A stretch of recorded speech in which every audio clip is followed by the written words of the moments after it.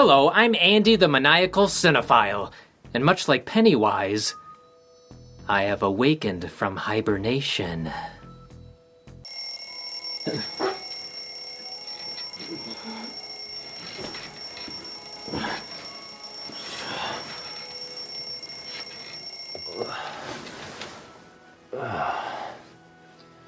Whoa, what time is it?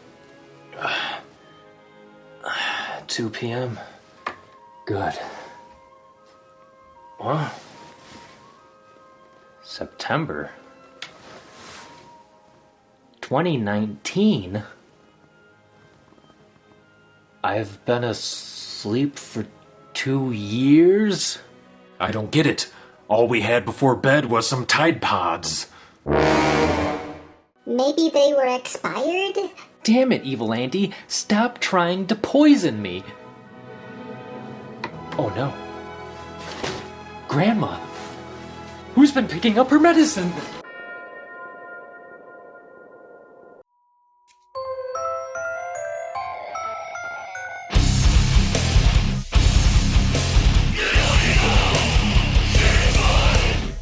It Chapter 2 is the second half of the 2017 film based on the 1986 Stephen King novel that numbers 1,138 pages.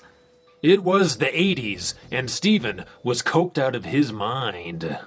The new film is once again directed by Andy Muschietti and penned by screenwriter Gary Dauberman, who just made his directorial debut with Annabelle Comes Home. It Chapter 1 became the highest grossing horror film of all time, so they got some big clown shoes to fill. Hey, Andy? Yeah, little buddy? I was practicing my numbers when I found something spooky about the release date.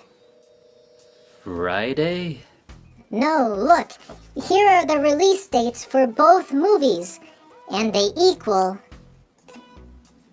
27.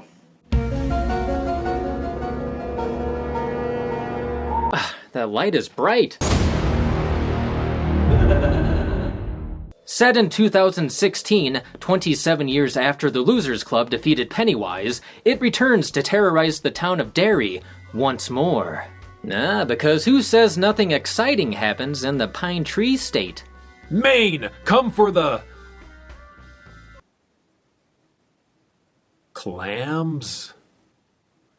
Now adults, the losers have long since gone their separate ways. However, children have gone missing again, because they're small and don't listen. So Mike, the only one of the group to remain in Derry, calls the others home to honor their promise. Damaged by the experiences of their past, they must each conquer their deepest fears to destroy Pennywise once and for all, putting them directly in the path of the clown that has become deadlier than ever. No, for real. He got his ass handed to him by some kids, and he's like, super pissy about it. The kids from the first film are all back and get a decent amount of screen time. The young actors actually grew so much in between filming that they had to be digitally de-aged. I could tell. But what about the grown-ups? I must admit that the actors hired to play the adults were perfectly cast, from the losers to Henry Bowers, even the girl working at the pharmacy. James McAvoy is Bill, the once stuttering leader of the Losers Club who battled Pennywise to avenge his dead brother, Georgie. You lied. And I died. But did the parents really need to put that on Georgie's tombstone? Who's to say who lied and who died if they never find a body? As an adult, Bill is a mystery writer, is married to a movie star, and is constantly reminded that the endings to his books suck. And then Stephen King had a cameo and basically flipped off the audience.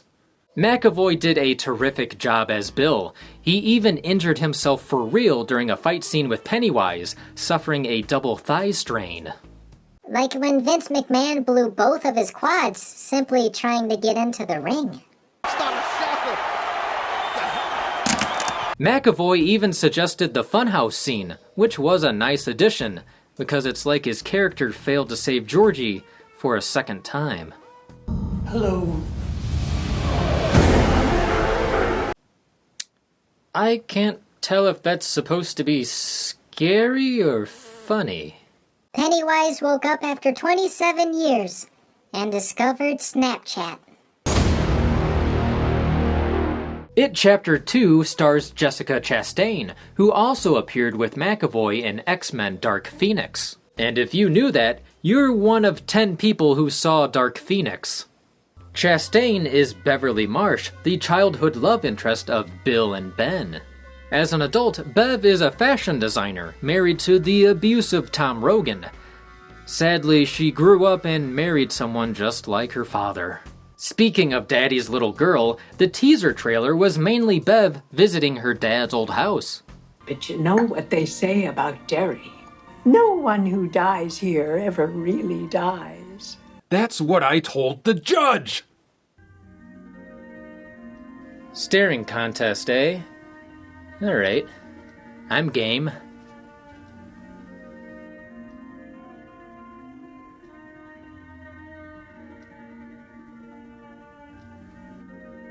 But tell me, how is it I being won. back in Derry? Mainly because I edit the videos. Are these your family? My father came to this country with $14 in his pocket. I can tell this is gonna be a long story. A creepy naked contest, eh? I'm game. An important scene for Bev during the climax is an emotional encounter with Pennywise. It uses how men have treated Bev against her, and she overcomes it. Women overcoming past abuse is a very contemporary issue. I still can't eat a pudding pop. Jay Ryan plays Ben, who was bullied as a kid for being overweight, but grew out of it. Just like the boy from Matilda. And what do you think of that, Brucey? It's actually quite good. As an adult, Ben is a wealthy architect who never outgrew his shyness. Like the others, Ryan is perfectly cast as Ben. Bill Hader plays Richie, Bill's four-eyed best friend whose wisecracking mouth often gets him into trouble. As an adult, Richie becomes a stand-up comic. Well, Grace, be careful. I'm not afraid of you! The fun's just beginning. The line from your act, dude. I'm a fan. Fans. Always too good for a violent shaking. Bill Hader was cast based on Finn Wolfhard's recommendation. Although it deviates from the book, Richie's dirty little secret adds more depth to the character and makes for a bittersweet ending. I was a bit skeptical because Hader admits that he had a hard time acting scared and would nervously smile. We would do takes, and the director, Andy Machete, would come and he's like, Bill, you need to be scared, man. But Bill Hader steals the show. Oh, guys, we gotta get out of here. Pennywise is here. Isaiah Mustafa plays Mike Hanlon, the once homeschooled kid picked on by the racist Henry Bowers. As an adult, Mike has become Derry's town librarian, who has dug into the history of Pennywise. All he had to do was read the book. One of my criticisms of Chapter 1 was that Mike had very little to do and was treated like an afterthought, so it's nice that Mike finally got some decent screen time. Other than Old Spice commercials. I'm on a horse. James Ransone plays Eddie, who is the epitome of a hypochondriac. Because Eddie worries about everything, he became a risk analyst and married a woman very similar to his overbearing mother. Mothers can be very domineering until you cut them down to size. While Bill, Bev, and Ben gave us the emotional drama and love triangle, my favorite and most entertaining would be Richie and Eddie. Wait, Andy, you're forgetting someone. Oh, yeah. Lastly, Andy Bean plays the adult version of Stanley, who goes... Oh... For 27 years I dreamt of you. I craved you. I missed you. Burger King Teletubby Tubby Custard.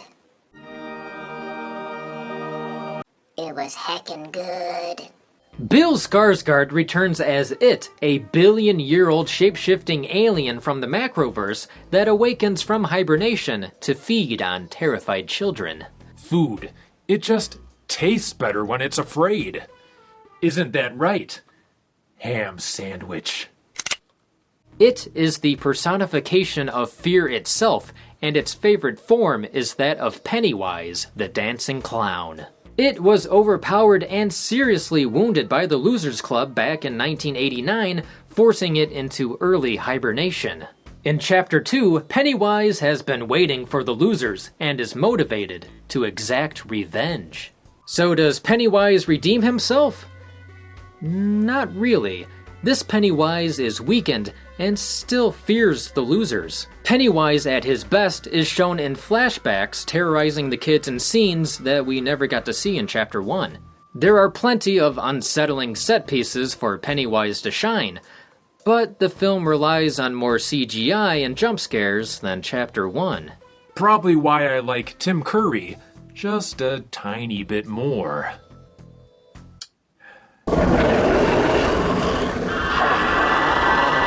Well, at least Tim kinda got a cameo. Worst effect would probably be the naked old lady. Too cartoony. My favorite effect, however, would probably be the head that sprouted crab legs, because it reminded me of The Thing. And thank God we didn't get that at the end. Although some moments are more silly than scary, Bill Skarsgard, once again, kills it as Pennywise. Even if he kinda reminds me of Jim Carrey's Grinch. Gaze into the face of fear. Booga booga!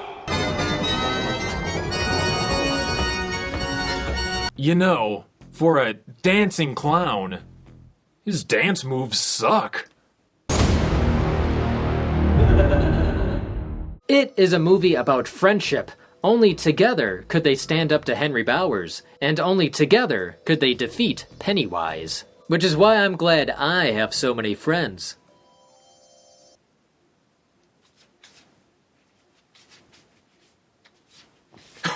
It is also about confronting childhood trauma and overcoming adult fears.